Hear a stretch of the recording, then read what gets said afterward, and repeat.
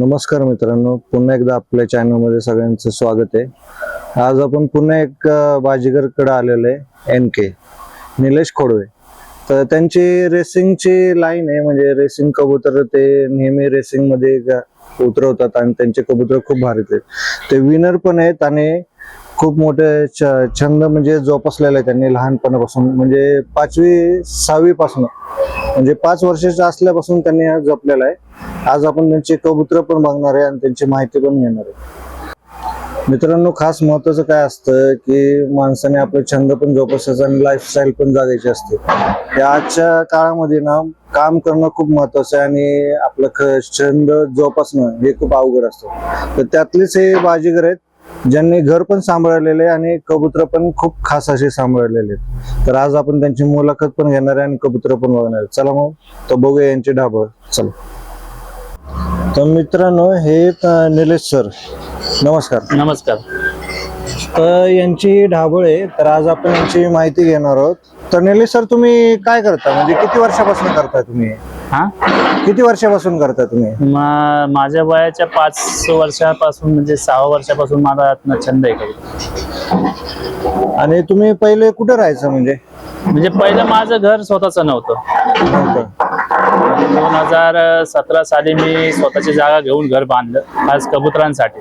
माझा फ्लॅट आहे दायरीमध्ये, पण ते सोसायटीचं परमिशन नसल्या कारणाने 1 गुंठा जागा घेऊन मी लॉफ्ट बनवला माझा स्वतःचा। म्हणजे तुम्ही कबुतरांसाठी घर घेतलेलं? हो, म्हणजे कबुतरांमुळे तुमचं घर झाले, बरोबर? तसं म्हणायला काय वेगळं करणार नाही।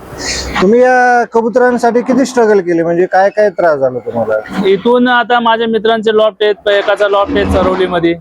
इथून मी रात्री जर टॉसिंग करायला जायचं तर इथून मी तिथे जायचो सुरुवातीला, आणि तिथून मग कबूतर ट्रेनिंग करत करत करत पार नगरच्या पुढे 30 गाव आहे, तिथपर्यंत आम्ही ट्रेनिंग करायचो कबुतरात। इथून पहाटे 2ला कधी 1लाच निघायचो, कबूतर भरून ट्रेनिंग करायचो। आणि तसं त्याच्याकडे आम्ही जवळपास 4 वर्ष रेस आम्ही दोघं जण एकत्र खेळलो। आणि ते कोणत्या वयामध्ये केलं तुम्ही? आता जस्ट मध्येच होतं ते 2017 सालीपासून। वा वा वा। तर ते सलग 3 वर्ष आम्ही रनर अप होतो, सेकंड चॅम्पियन। काय बोलता? दोघं असताना। म्हणजे तुम्ही एवढे खास तुम्ही कबूतर जपले होते आणि रेसिंगचे, आणि तुम्हाला रेसिंगचे जास्त कबूतर आवडतात वाटतं? नाही, रेसिंग मध्ये म्हणलं तर रेसिंग आवडतात पण, आणि त्याच्यामध्ये आपल्या जुन्या जे आहेत कबूतर, त्याच्यामध्ये शिराजी एक आपल्याकडे जवळजवळ 19 वर्ष आले जोड आहे। पण आता मागच्याच वर्षी मी तो माझ्या मित्राला दिला, तर त्याचे पट्टे आपल्याकडे आहेत आता जोडामध्ये, त्यांचेच पिल्ले आहेत माझ्याकडे शिराजी। म्हणजे खास बाकीचे सगळे रेसर आहेत माझ्याकडे, आणि ते 2च जोड तेवढे मी रेसर ह्याचे आपले शिराजीचे केलेले आहेत। बरं, मला सांगा तुम्ही काय काम करता? म्हणजे मी मार्केटमध्ये माथाडीचं काम आहे माझं। अच्छा, मग किती वाजता जाता तुम्ही? माझी दुपारची ड्युटी आहे 2ची। इथे कबुतराचं सगळं नियोजन लावून मग दुपारी 2 वाजता मला हजेरी असते तिथे। म्हणजे रेसच्या दिवशी सुट्टीच घ्यावी लागते। तर तसं 2ला जाऊन रात्री यायचा टाइम नाही तसा, जोपर्यंत काम पूर्ण होत नाही तोपर्यंत मार्केटला जातो। मग तुम्ही एकटे हँडल करता का? हँडल करतो सगळं। माझी आई मला मदत करते संध्याकाळी, जर पक्ष्यांना धान्य वगैरे टाकायचं म्हणलं तर आई माझी आईने केव्हापासून सपोर्ट करायला सुरुवात केली? पहिल्यापासून? सुरुवातीला हा होता, पण हा अकॅडमीला, पोलीस अकॅडमीला असल्या कारणाने ते आता ह्या वर्षी नाही येतो, नाही का? आता आलाय काल तो।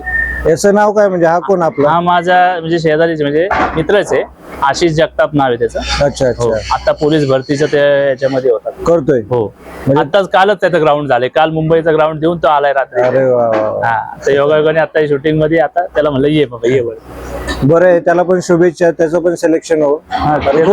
होणार, स्ट्रगल खूप असते, म्हणजे पोलीस भरतीला तर एवढं कॉम्पिटिशन झालंय की काय सांगावं। आम्ही पण ट्राय केलं, आम्ही 2 मार्काने हुकलो। नाही, हे पण म्हणजे आता याचे पहिले 18 वय आताच झालेलं आहे। आता रनिंग मध्ये 19 वर्षाचा आहे तो। मग त्याला कसं आहे, आता भरपूर चान्स आहे, आणि तसं नको त्याचं फर्स्ट आयटम मध्येच सिलेक्शन फर्स्ट, कारण की त्याने पण आता घरच्यांपासून तो लांब राहिला खूप। अकॅडमीला राहणं म्हणजे सोपं नाही, स्वतः करायला लागतं। जेवण मेन महत्वाचं असतं, अकॅडमीचं जेवण आणि घरचं जेवण खूप जमीन आसमानचा फरक असतो। जेवणाचे हाल होतात मुलांचे, पण करिअर साठी तो जेव्हा गेला ना तेव्हा 90 किलोचा होता, आता आलाय तर किती झालाय तो? 60 किलोच्या घ्यायचा। बघा एवढा फरक पडतो, अकॅडमीचा फरक पडला ना त्याला रनिंग मुळे। शेवटी आई बाप पण असतात ना, आई बापाशिवाय पण वेगळं राहून पण माणसाला खातच नाही. बरं, तुम्ही म्हणजे स्वतःने सगळं नियोजन येते बघता. हो. त्या कबुतरांसाठी औषध पाणी हे ते तुम्हीच करता का? नाही, माझं मीच करतो. माझे मित्र आहेत, मला ते सजेस्ट करतात, बाबा काय झालं काय द्या. आपण पण दुसऱ्यांना करतो बाबा की त्या औषधा वाचून कोणाचा पक्षी मेला नाही पाहिजे. हा, कारण की पक्षीच असतो. बरोबर. कोणी असं काही सांगू शकत नाही. आता आपल्याला पण कोणतरी सांगितलं असतं म्हणून आपण दुसऱ्याला सांगतो. पक्ष्याचा हाल नाही व्हावं त्यामुळे आपण ते बाकीच्यांना पण सजेस्ट करतो. चांगली गोष्ट आहे ना ती. पक्ष्यांची हाल हे करायचे ना कोणाचा का पक्ष. त्यांना बोलता येत नाही, आपल्याला बोलता येतं बाबा काय दुखतंय आपण सांगू शकतो, पण ते सांगू शकत नाही ना. मग आपण आपल्या मित्रांमध्ये असं झालंय काय करायचं. आणि आता उन्हाळ्याचा जास्त त्रास होतो म्हणे नाही, पक्ष्यांना. उन्हाळ्यामध्ये काय असतं, उन्हाळ्यामध्ये तुमच्या ढाबळीची स्वच्छता तुम्ही ठेवणे गरजेचं असतं. पहिलं कबुतरांना महिन्यातनं 2 वेळा काय होणार एकदा आंघोळ द्यावी लागेल. अच्छा. कबूतर जेवढा थंड ठेवता येईल तेवढा थंड ठेवायचा. आणि उन्हाळ्याच्या जेव्हा क्लायमेट चेंज होतो म्हणजे थंडीपासून उन्हाळा होतो त्या टायमाला कोणाकडनं पक्षी आणायचे नाही. आणि आपला पक्षी कोणाला द्यायचा द्यायचं नाही. हा, आपण वॅक्सिन दर 3 महिन्याला वॅक्सिन करतो, स्वतः करतो मी. माझ्याकडे वॅक्सिनची गन आहे. सगळं मी सर म्हणजे माझ्याकडे मोबाईलच्या नोट मध्ये लिहिलेलं असतं या दिवशी मी डिवॉर्मिंग केलं तर ते दिवशी असते. मग त्याच्या 15 दिवसानंतर मी वॅक्सिन करतो. वॅक्सिन झाल्यानंतर मग बाकीचे पण मेडिसिन आहेत जे आपण डेली यूज करतो ते पण वेगळे वेगळे आपले असतात. आता सगळ्यात जास्त गरमीचा काय त्रास होतो यांना? डिहायड्रेट होतो जास्त करून. हो, डिहायड्रेट होतो आणि पक्षी जास्त पाणी पितो. मग जास्त पाणी, धान्य कमी खातो आणि पाणी जास्त पितो. पाणी द्यायचं का नाही द्यायचं? पाणी द्यायचं ना, पाणी द्या. आता आपण कसं करतो, दिवसा कबुतरांना पाणी आपण एकदा फिडिंग झालं की पाणी ठेवतो, आपण ते पाणी काढायचंच नाही आता उन्हाळा असल्या कारणाने. आणि संध्याकाळी ते पाणी फेकून द्यायचं आणि नवीन पाणी त्यांना म्हणजे दर दिवशी पाणी चेंज करायचं. हो, 2 टाइम पाणी हे करायचं. सकाळी आपण जे रात्रीचं पाणी ब्लॉक बंद करतो त्यावेळेस आपण पाणी काढून ड्रिंकर साईडला काढून ठेवतो. दुसऱ्या दिवशी फ्लाइंग वगैरे झाली, फ्लाइंग झाल्यावरती कबूतर रिलॅक्स झाल्यानंतर मग 1 तासाने फिडिंग झाल्यानंतर मग लगेच त्यांना पाणी देतो आपण. पाणी देऊन झालं तर पाणी ड्रिंकर प्रत्येकाच्या ह्याच्यामध्ये वेगळा आहे. हा, मेलला वेगळा आणि फिमेलला वेगळा, दोघांसाठी वेगळे ड्रिंकर आहेत. तर त्याच्यामध्ये संध्याकाळच्या टायमाला जुनं आपण जेव्हा परत फिडिंगला येतो संध्याकाळी काय जास्त फिडिंग होत नाही, पण त्याच्यात नॅचरली आपण ग्रीट देऊ शकतो त्या दिवशी त्यावेळेस, किंवा बारीक एखादा हलका दाना देऊ शकतो. तर ते देताना आपण पाणी चेंज करायचं. म्हणजे फिडिंगच्या वेळेस जेव्हा आपण बाहेर काढतो तेव्हा ड्रिंकर पण काढायचं, ते पाणी ओतून द्यायचं आणि साधं आपलं नॉर्मली पाणी परत गार पाणी त्याच्यामध्ये स्टोर करायचं. गार पाणी. तुम्ही पाण्यामध्ये काय औषध आहे ते? हा, पाण्यामध्ये आपण अँटीबायोटिक देतो. परत वायमरल म्हणून एक ते आहे व्हिटॅमिन साठी, ते पण चांगलं आहे त्याच्यामध्ये. अच्छा. म्हणजे तसं शेड्यूल्ड आहे, प्रत्येक दिवशी वेगळे. त्याच्यातले 3 दिवस औषध आहे आणि 3 दिवस कोरे. हा, वन डाऊन आपण देतो. बरोबर. आणि आंघोळ किती दिवसांनी करायला? आंघोळ तसं म्हणलं तर रेसच्या टायमिंग मध्ये मी आंघोळ देत नाही द्यायची. रेसच्या अगोदर त्यांना 15 दिवसाला एकदा आंघोळ असते. आणि जोडांना जेव्हा ब्रीडिंग चालू असेल तेव्हा जोडांना आंघोळ नाही. ज्यावेळेस ब्रीडिंग संपल त्यावेळेस त्यांना आंघोळ. आतापर्यंत तुम्ही किती वेळा विनर झालेले? रनरअप आम्ही 3 वर्ष आहे सलग. आणि आता मी सेकंड म्हणलं तर आता दुसऱ्या क्लबला मी जेव्हा ऍडमिशन घेतलं तिथं काय म्हणजे असं एवढं हे झालं नाही. म्हणजे पक्षी जिंकलेत पण पॉइंट टेबलला जास्त नाहीये. अच्छा. पण जिंकतात ते पक्षी येतात. तुम्ही सोडताना किती कबूतर सोडता? आता ह्या वर्षी मी 60 पक्षी घेऊन खेळलो होतो. तर 60 पक्ष्यांमधले चालू रेस मध्ये मी 400ची रेस झाली तेव्हा मी 18 पक्षी एकदम एकाला विकले.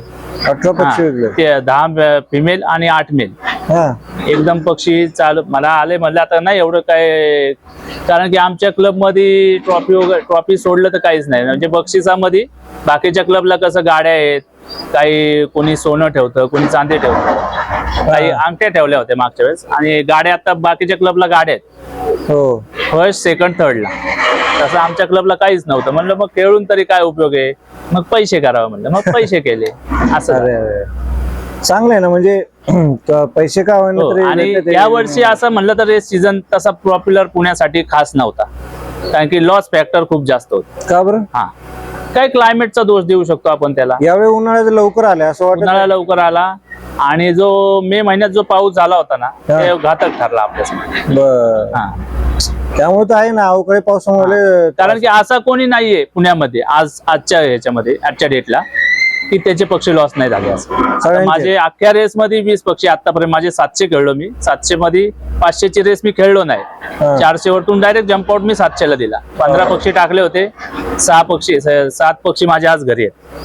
ओके. अजून पण 3-4 पक्षी येतील असं मला आशा आहे त्यांची. अशा म्हणजे येतातच पक्षी, येतील थोडा ते. time आपण लागतो. कसं जी लाईन आपण डेव्हलप केलेली आहे ना, की आपल्याला माहिती आहे क्लायमेट कसं का होऊ दे, पण हे माझे पक्षी आहेत, हे येणार.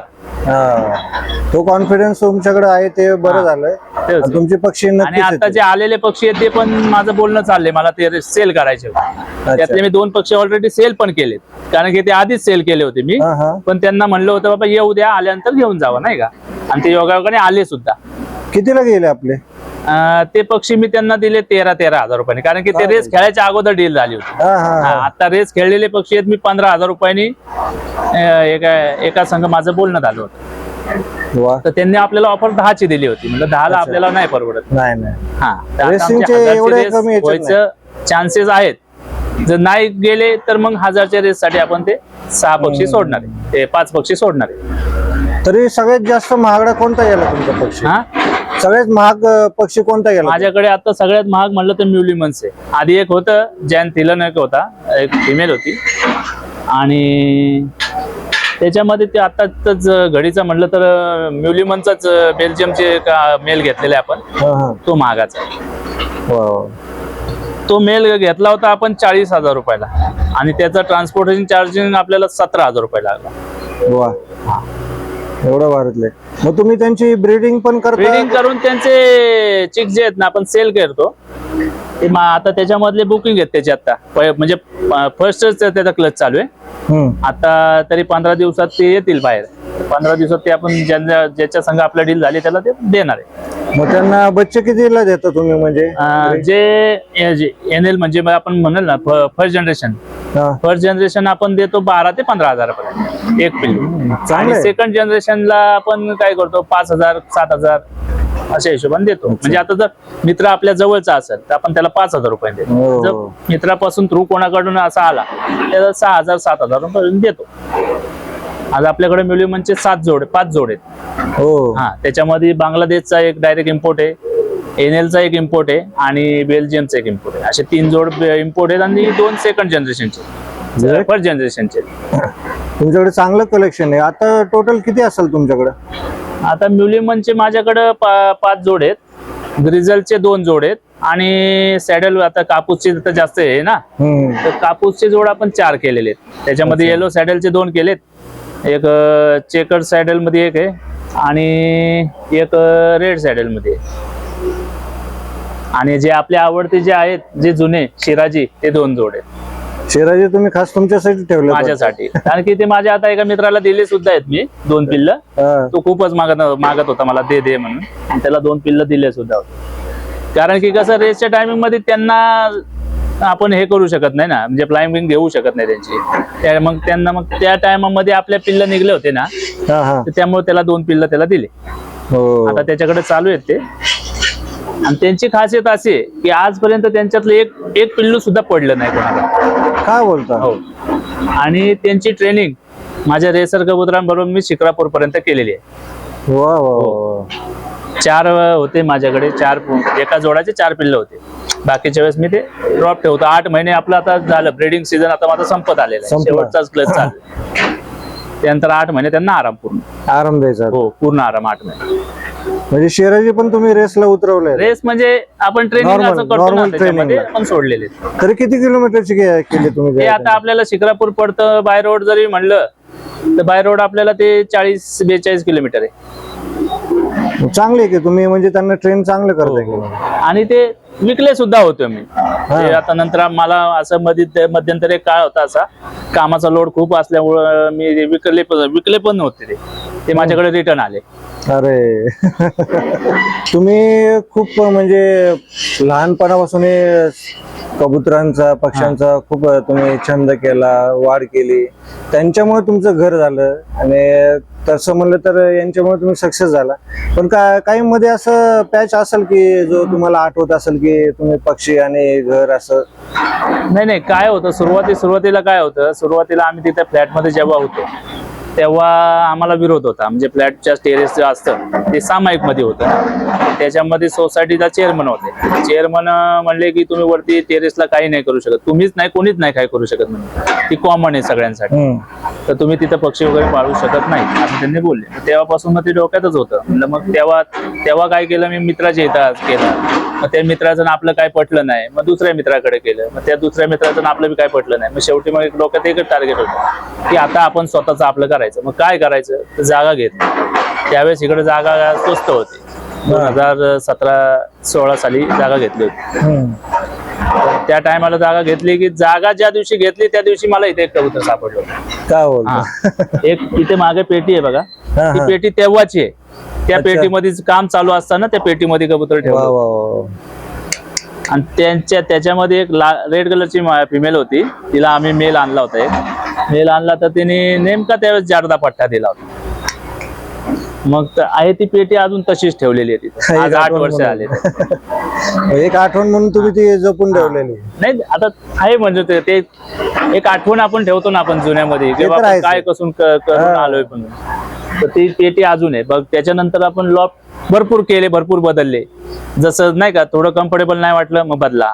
पहिलं केज केले होते. केजला काय होत होतं, पक्षी गेले की ते बेंड होत होतं. अच्छा. नंतर मग वेल्डिंग मध्ये केलं, अँगल मध्ये. हा हा. पण ते एका लाईनीमध्ये इथंच होतं तेव्हा. म्हणजे रेसचे पण हवेचे पण कबूतर इथेच आणि जोडा पण इथेच होत्या. ती जागा पुरत नव्हती. मग नंतर इथं छोटस केलं होतं, 8x10 मध्ये केलं होतं. ती पण पुरत नाही. मग आता मग 20x10 मध्ये केलं. चांगलं मोठंच केलं तुम्ही. मग ब्रीडिंग वेगळं केलं आणि इकडच्या लॉफ्टचं वेगळं केलं.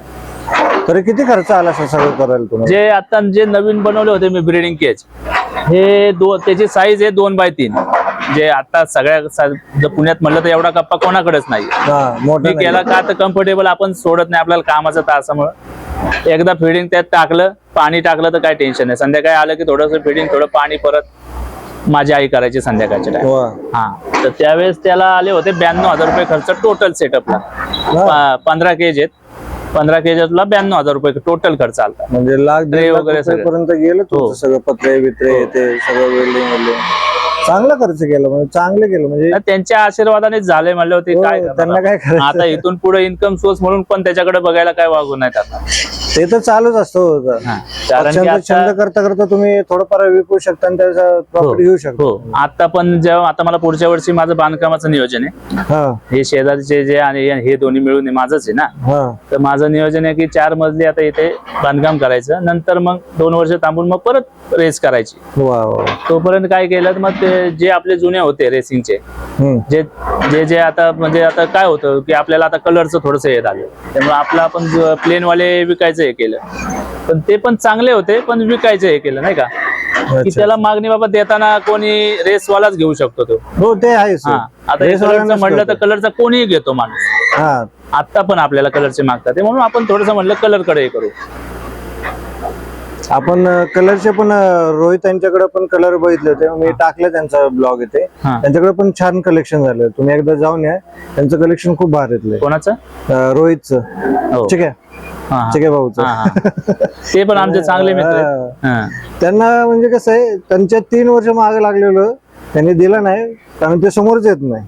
ते म्हणतात मित्राकडनं घे, त्याच्याकडनं घे. मित्र दिले, इन्फॉर्मेशन द्यायचं ना, पण दिली त्यांच्या मित्रांनी दिली आणि चांगलं झालं त्यांचं इथे.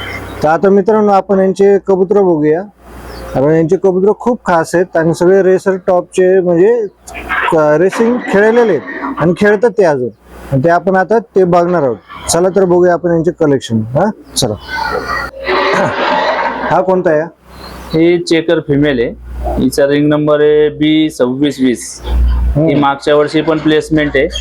मागच्या वर्षी पण मी 400 पर्यंत रेस खेळलो होतो आणि थांबलो होतो मागच्या वर्षी. या वर्षी पण तिच्यावरती खेळलो. 200 पासून तर 700 पर्यंत ही फिमेल पूर्ण प्लेसमेंट मध्ये. आणि हिचं वैशिष्ट्य असं आहे की ह्या पेअरचा मी एकच चिक्स काढला होता. तरी आली. मस्त आहे. हिची रिंग नंबर आहे B2620.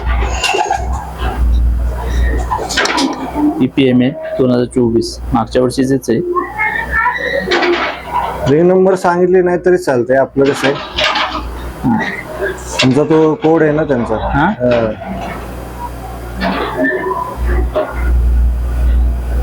त्यांचे डोळे खूप खास असतात बरं का रेसरचे. याच्यामध्ये हिच्या फादरची लाईन आहे जॅन्सिन हा.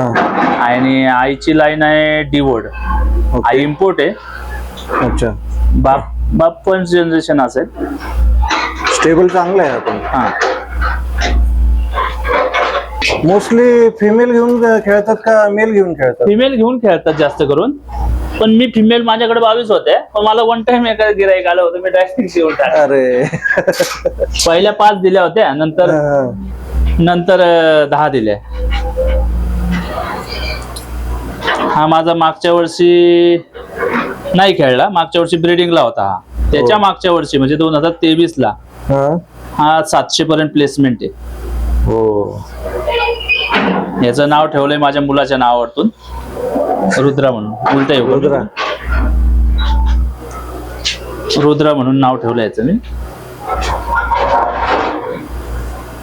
छान आहे. चेन्नईला गणेश हेमा म्हणून आहेत, त्यांचा एक बर्ड घेतला होता आपण नाही का. अच्छा. हा.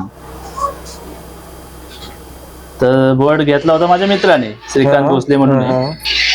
त्याने घेतला होता, पण त्याचं मध्यंतरी काला बांधकाम करायचं होतं म्हणून त्याने आमच्याकडे दिला होता. तेव्हा आपल्याकडे काढला होता. 2च होते. एक याची फिमेल, याची बहीण एक होती, तिला मानमुंडीत आली होती.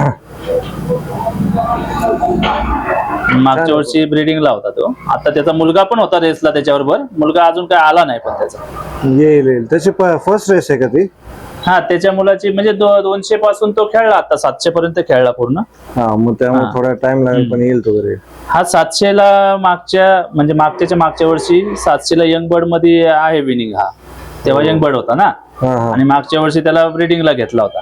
हो, ब्रीडिंगला घेतला होता, त्याचे 3च पिल्ल काढले होते. त्यातले 2 विकले होते आणि 1च ठेवला होता. बर. तो आतापर्यंत 700 पर्यंत राहिला होता. ग्रेट. मस्त स्टेबल राहतात हे, खूप शांत आहे. आता पण हा याची 11 प्लेस बसली 700 ला ओपन बर्ड मध्ये. आणि ती जी पहिली फिमेल दाखवली ती 6 प्लेस बसली नाही का त्याची. ती चांगली बसली. हो. आणि बाकीचे पण आहेत. हो. 700च्या आत्ता रेसला यंग बर्ड मध्ये 2च पक्षी आले.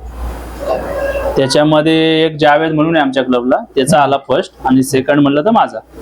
हा पण तसा फर्स्ट बसला असता, कारण की मी नव्हतो वरती टेरेसला, खाली उतरून गेलो होतो. त्यामुळे ते 5 मिनिटाचा तो फरक पडला. त्याच्यामुळे झालं, मुलाला शाळेत आणायला गेलो होतो. अच्छा अच्छा. तो येऊन बसला होता, नाही त्याची प्लेस फर्स्ट झाली असती. 5 मिनिटाचं म्हणजे फर्स्टच म्हणायचं. आता याची लाईन कलकत्ता आहे. हा, याचा जे वडील आहे 650 फर्स्ट आहे.